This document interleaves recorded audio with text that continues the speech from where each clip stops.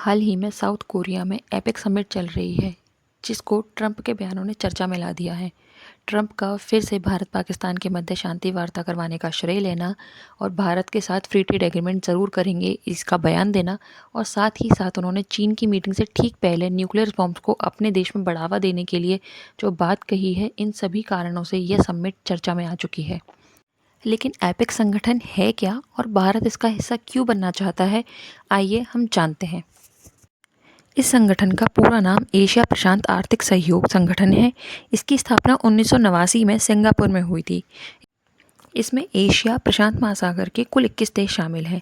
इसमें देशों को देश या राज्य के आधार पर चिन्हित नहीं किया जाता है, बल्कि उनको उनकी अर्थव्यवस्था के नाम के आधार पर चिन्हित किया जाता है।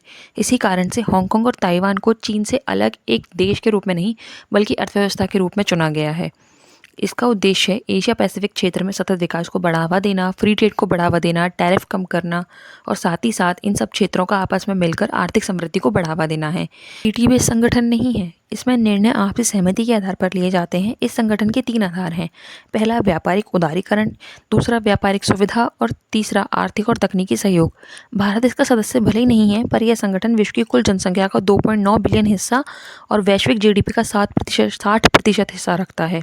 इसकी 2024 की समिट पेरू राजधानी लीमा में हुई थी। 2025 में इसकी समिट साउथ कोरिया में हो रही है, जिसकी थीम है कनेक्ट, इनोवेशन एंड प्रॉस्पर। इस वर्ष मुख्य focus digital innovation and AI, global supply chain और sustainable development and safe energy के ऊपर है।